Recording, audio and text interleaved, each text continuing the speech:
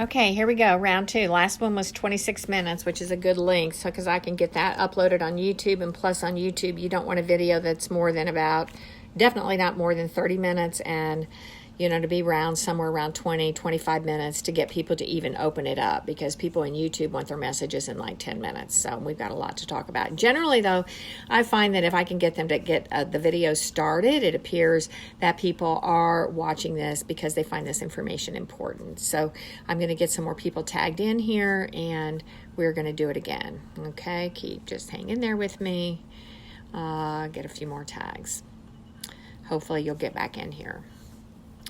All right, so we're going to go into the second part here, and I want to talk to you about, again, remember this. Law follows policy, policy follows culture. You are the culture, okay? You are culture. So you need to keep talking. You need to keep getting the word out there. You need to, anything that you see in media about child welfare reform, you need to like it, share it, comment on it, retweet it, put it up there so that the media, the people who have the power in media, know what we are talking about, okay? That they know where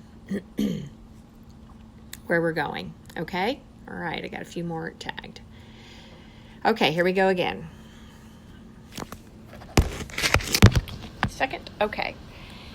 Here's a real good, speaking of policy, law, etc., I look for articles all the time that are published in policy-making journals. There is a journal called the Children and Youth Services Review, and you can find this if you want to. You can go to Google Scholar. It's a really good place to go once in a while and then type in some of the issues like the effects of foster care, etc. This is a really good article that came out in 2016, believe it or not. But we have to take articles like this, and we need to get articles like this to our legislators, okay? Because again, law will follow policy, policy will follow culture. This is a policy statement, basically, only it's a research publication. So this talks about making parents pay the unintended consequences of charging parents for foster care. Now, under Title 4D and Title 4E, the states are required, if they put a child in foster care, they are required to send the parent to child support court and make a determination of child support. However, if you look at your state regulations, I know in Tennessee and probably all other states, there's a very specific provision under state regulations, under the agency regulations, that says that a downward deviation is applicable when parents have children in foster care. So you need to make sure that you're requesting those downward deviations that are part of the statute, and also just an explanation as to why it would not be equitable. This article talks specifically about how there is a negative impact on parents reuniting with their children when they are compelled to pay child support. And they're basically saying that the collections, this, like I said, research article, they've done their homework. They are basically saying that the net effect of the collections on globally the child welfare system is so minuscule that it's not really worth fighting about, and we need to turn our face to the individual cases and see that requiring parents to pay child support while their children are in foster care has a negative impact in getting the kids out of foster care and getting them reunited with their parents.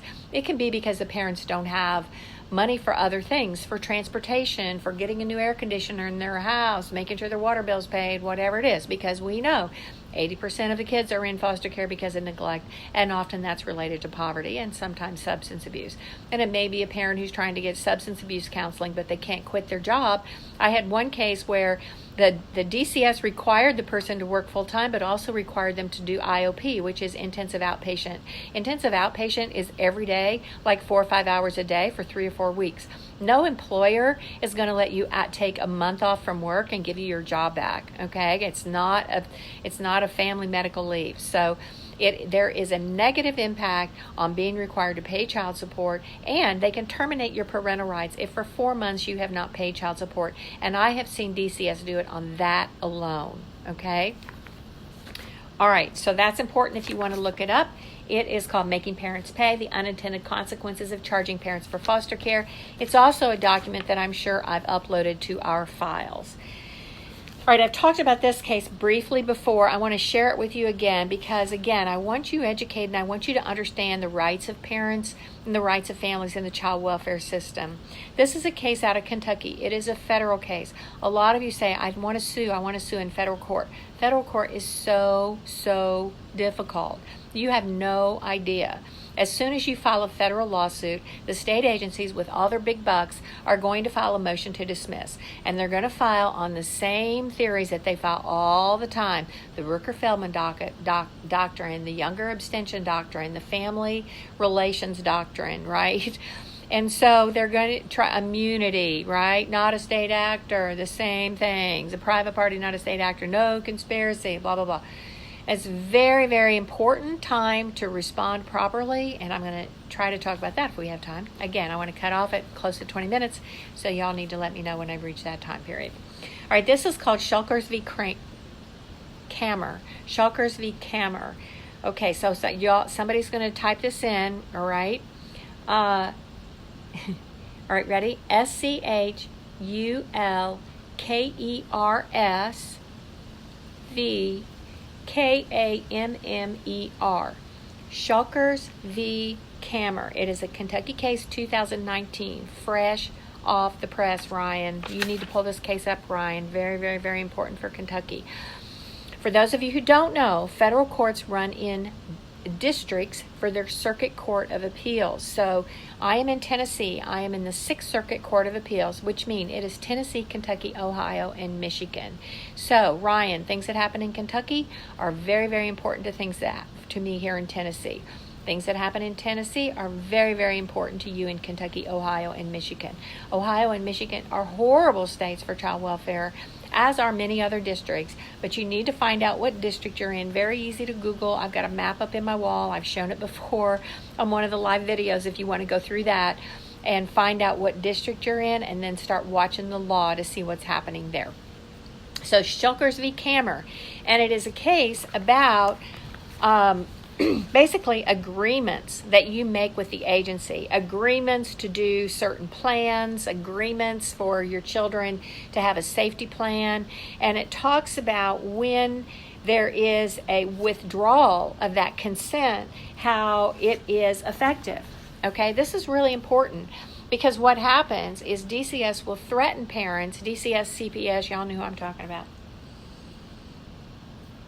They will threaten parents and they'll say, well, if you won't sign this safety plan, or if you won't find this parent permanency plan, or if you won't permit us to investigate, then we are going to go take your kids. We're going to get a court order, take your kids. And everybody's like, what are you talking about? Take my kids. And sure enough, they do it. So they threaten people all the time. And there was actually a case out of, I think it was an Ohio case. And in the Ohio case, it was a very bad court ruling because it said that they could threaten you with something that they had the legal right to do.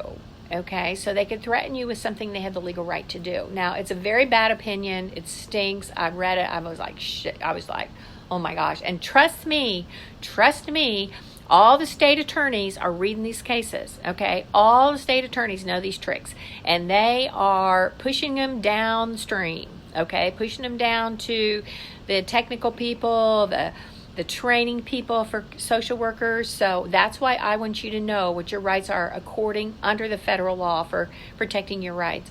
This is a great opinion because this opinion talks about withdrawing that consent.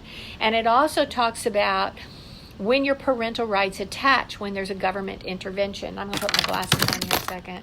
Ends. So it's up to you. If you're the last one in, like I am, then it's perfectly okay to end meeting for all. That concludes my presentation on running a... I had something going on in the background on my computer.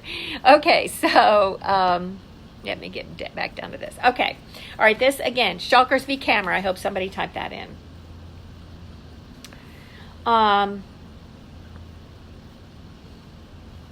All right, in this, it talks about the case I mentioned earlier, which There was two cases, the Smith case and the Dupuy case. And it says nothing, and it's contrasting what happened here to those two cases. It says nothing in Smith or Dupuy permits social service workers to misrepresent their legal authority with impunity. No authority to immediately remove the children over parental objection. A threat to that effect is tantamount to duress, rendering the shulker's consent involuntary. So now they're saying, no, that's not right. Yes, maybe a social worker has the right to go to court and get an ex parte order, but they have to have a grounds and a basis to do that. So just threatening that generally, that they'll go get a court order without specifically stating why they would have the ability to do that, is duress, okay? And it also says, it talks about Troxville v. Granville, which is a really good historic case from 2000 related to parental child contact. And so let me read you this paragraph. The first, substantive due process. So when you go to federal court, you have 14th Amendment rights for procedural due process and substantive due process. Sean McMillan talks about this in his video. They are two separate things. Procedural due process is notice and the ability and the right to be heard, and substantive due process is the constitutional right that's being affected, which is familial rights. So let me read this. Substantive due process. The logical extension of Troxville v. Granville is that parent-child contact need not be completely severed to constitute an interference with the fundamental right to family relations. And the Sixth Circuit has recently emphasized that we do not require a prior precise situation or a finding that the very action in question has previously been held unlawful to conclude that officials had fair warning that their conduct was unconstitutional.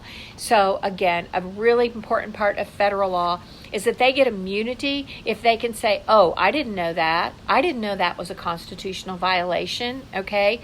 Very, very important development through I'm going to call it cop law, because there's a whole big line of case law about rights against police and police excessive force, et cetera, et cetera. So I'm just going to call it cop law, so you know what I'm talking about from now on. There's a long line. I often have to look at cop law cases to find out what the rights of people are under the Fourth Amendment and under the Due Process Amendment. So this is talking about how you don't have to completely separate the child. Just the fact that they put these parents under a PERM plan and said that the conditions for keeping their child were compliance with the PERM plan before they had ever been adjudicated was a constitutional violation. Very, very, very important. All right, I'm going to read another section of it. And so it says, a reasonable social worker would have known that continuing to impose a parenting plan for 2 months after the hair follicle test came back negative and after defendant's supervisor explicitly told them to lift the plan violated their rights of familial integrity. Oh my gosh. Okay, really? You're accused of being using drugs, and they do drug tests and they come back negative? Then you can withdraw your consent, is basically what this is saying. Now, breathe carefully when you do this, because there will be so much retaliation and they will go right after you. Okay, but that's what this case says. I hope somebody typed that into the comments. I can't watch all the comments. Again, Shulkers v. Kammer, 2019, Kentucky District Court. Very, very important. Then it talks about procedural due process. And it says, the Sixth Circuit has held in 2008 that social workers may lawfully threaten to take action within their legal authority in order to obtain parental consent to a safety plan. By implication, however, and by adoption of the reasoning in Dupuy, this case also conveys the inverse.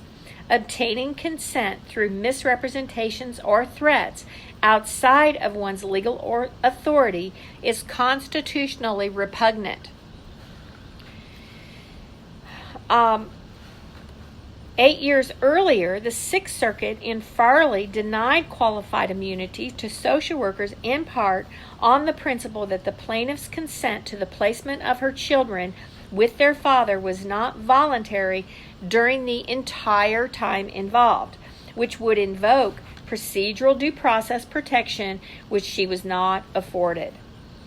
The fact that the children in Farley were removed from the mother's home the fact that the children in Farley were removed from the mother's home and the children here were not is unimportant because procedural due process claims do not implicate the egregiousness of the action itself, but only the question whether the process accorded prior to the deprivation was constitutionally sufficient. Oh my gosh, such good language in this case.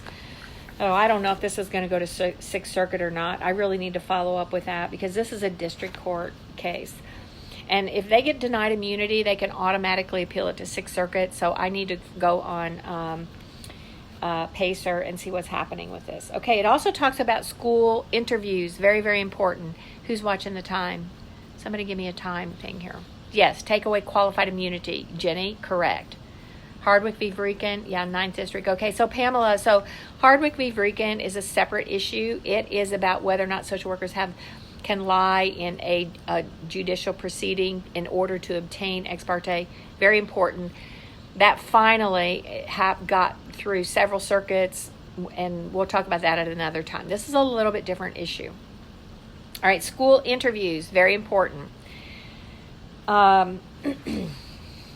Listen to this. It is well settled that students do not shed their Fourth Amendment rights at the schoolhouse gate. Okay, did you get that? Students do not shed their Fourth Amendment right of unlawful search and seizure at the schoolhouse gate. There's a case that is from like the 1980s. It's called N. Ray Galt, another very important case when you talk about children's rights to counsel and guardian ad litem. And it says the Constitution applies to children. This is also saying that as well. And then this whole thing about school interviews goes on to say, it is of no import. This is so important because I have a case in federal court right now. I may have to go on another video and tell you about it. It is also of no import that state statutes, regulations, or procedures may afford social workers greater latitude. Such enactments cannot displace the protections of the United States Constitution, even when the state acts to protect the welfare of children. This is so important. I'm going to use this in a case I have right now. Don't know if I'll have time to talk about investigative orders, ex parte orders, but I do have that pending in court as well. Very important. Okay, I'm going to mark that again for myself. I have so many things that I need to mark. Okay, let me see if that's all I wanted to tell you out of this particular case. All right, I'm going to see if y'all let me know. School interviews are unsafe. They're horrible. Okay, anybody give me the time? No. It's not Shockers v. Cameron. Okay, Pamela, it is. Pamela, since you're on the keyboard there. Shockers. Schulkers. Shockers. Schulkers. V. Kammer. Kammer. Kammer. I will post a link I'll try to post a link to this district court opinion if I can. Shockers v. Kammer. Important case to read. Okay, somebody, 12:10. Oh, I'm moving right along. Thank you, Sarah. All right, now, so very important. Okay, 2 more topics I want to cover here today, if I can get to them. I've got a whole bunch of more things in there. I'm going to talk about kids counsel first because I may just come on and do a separate interview about attorneys in general related to, again, bringing up the Kershaw case. Let's talk about kids counsel. So, excuse me. So in one of my federal court cases right now, I have brought a case against the social workers and a bunch of other defendants, about 14 other defendants, related to the children's wrongful removal and retention in foster care, how they were treated in foster care, how they were denied due process, et cetera, et cetera. I named a guardian ad litem in that case as a defendant. I knew when I filed the lawsuit this was going to be a challenge because we have a whole history of case law that talks about the immunity of guardian ad litems. So this was very, very stressful for me, and this is one reason why for the past week I have been really stressed over just trying to get through the week because I had a deadline on it. So important to understand that there is this whole long site of cases that talks about guardian ad litems not being state actors and having immunity, and therefore you cannot sue them in federal court for violations of civil rights. So if I get permission to share this memorandum, I may do it with you. But what I did is I went back and I methodically looked at all those case laws, and I looked at the difference in the role of the guardian ad litem 30 years ago, which is when this case law was established, and that and where it is today. Several things that have not been considered is that the appointment of a guardian ad litem is now required to receive federal funding under CAPTA. There's no discretion. The court has to do it if it's in their court. So I'm saying that it is also tied to federal funding, which means the court is compelled to do it through that means. In addition, I talked about how the American Bar Association has adopted practice standards that says that a child is entitled to a client-directed representation in any proceeding which could end their termination, end their rights to their parents. This is basically a constitutional attorney appointment for somebody to protect the rights of the child, not just the best interest. The whole best interest standard is just bizarre. It just needs to be eliminated because the judge is the one who's supposed to be making that determination, and it should not be the opinion of a third party. So I wrote these arguments. I had to go back and search. It's very easy for me to put this in just a few minutes here, but it's very important. And what I found while I was doing this was certain other memorandums that I am, and I'm going to go through them even closer and pull out some important things. But again, if you can just listen to me give the summaries of them and just stay tuned, because I will continue to report on these things, which is fine. Or if you really just have nothing better in your life to do, because I obviously have no life other than fighting child welfare, then you can go read them yourself. One of them is called Custody, Kids Counsel, and the Constitution. This one was published in 2017, so it's fairly recent, and it spends a lot of time. It really is based on the premises, again, of N. Ray Galt, which says that the Constitution applies to children, and children have certain constitutional rights and proceedings in which they need to be protected. Children have a right to notice and due process. And then in both in private and public realm. Then there's another one that is called the Curious Case of the Guardian Ad Litem, and it was published a little while back. It was published in, let me see, they don't give the date on this, but it had to be in about 2015 maybe. Probably around 2015, called The Curious Case of the Guardian Ad Litem. And this case is written basically with some of the same things, and it talks about how it goes back, and it's really a historic context, and I really kind of get into reading the historic context of how things developed, because when I went to law school, really my two favorite cases were constitutional law and conflicts of laws. And so you find, and they're very interrelated, because it helps you create change when you understand constitutional law and conflicts. And so it goes back constitutionally and through the court system and talks about why children were appointed guardians in the first place. And it goes back 150 years and basically says that guardians were appointed for children in the court system because their property was at stake, or and not really just about their possession or being taken from their parents. So they were about their their property and their wealth, right? And so that guardian had a duty to protect the child, not to protect the court, or not to cover, give best interest to the court. That was not their job. They had a duty to stand in the place of the child. And so it goes through that context, and then this whole twisted, and I could really get into, Nazi Germany and best interest and where all that came from. But it gets into then the whole twisting and the whole reshaping of the guardian serving the best interest, basically being an instrument of the court. And now, finally, at least some areas are recognizing that. In the state of Tennessee, the guardian ad litem under Rule 40 holds the child's due process rights in the palm of their hand. And this is one of the arguments I made in the brief.